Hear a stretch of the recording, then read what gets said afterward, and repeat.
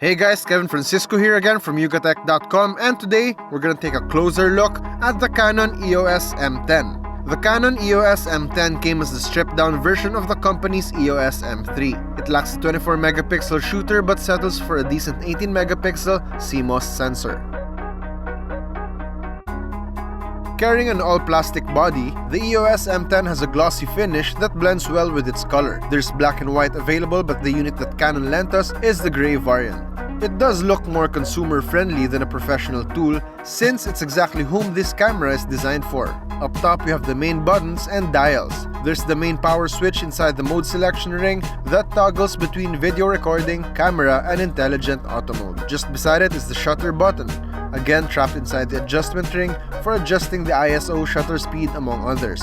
Finally, we have the video record button at the farthest right edge. Over here, we see the rest of the buttons for menu and tweaking other settings like exposure and white balance. There's also a strip of rubber with an embossed grip to aid when holding the camera while shooting. It does help, but for a guy with big hands such as me, the camera felt a bit too small. On the left side are where the mini USB, mini HDMI, and mini SD cards are all hidden under a plastic flap. The area on the top left is where the flash comes out. This is the same implementation Canon did with the EOS M3, and we actually like it since it makes the camera a little more neat and compact. Its 1.04 million dot display tilts all the way up to 180 degrees and makes it easy for users to take a selfie. Aside from it being a little too small for my huge hands, it is definitely light enough to have inside the bag all the time. Its tilting display is also a touchscreen, which means you can modify your settings with just a few taps. During our experience, it was a mix of selecting the settings using the display and adjusting its value using the selection wheel. Images shown have a decent amount of details with good contrast. Viewing angles are accommodating and outdoor glare has been kept to a minimum, so that's good news. The hinges also feel sturdy when you flip it and doesn't wobble. We've used the EOS M10 for about a week, and shooting with it is simple and straightforward. It powers up fast and is ready to capture in less than 5 seconds, so that's a good thing. The unit we have comes with a 15 to 45mm lens, but it's just one of the 3 available bundles.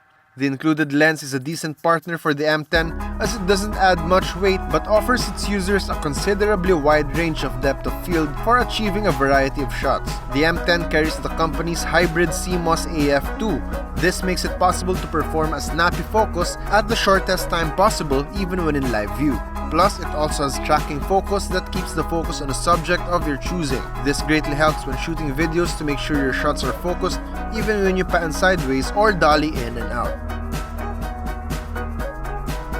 Images produced by the M10 are satisfactory at best. Colors are natural and have pleasing vibrance, although details left us wanting a bit more. Photos have good brightness and contrast is not overly done, but artifacts can already be seen even though ISO was kept to a conservative setting. We also had issues with its auto-white balance since it seemed like it was having a hard time determining the right color for the scene. This had us ending up with a series of photos with different colors. Video quality is also decent and looks less grainy than others in its class, although resolution maxes out at Full HD and there's no 4K shooting using the M10. Using its 875 mAh battery, we were able to last for about 4 days of light to medium shooting of about 2 to 3 hours per day. At this rate of battery performance, it's a good travel buddy to document your vacations with without having to worry about charging all the time.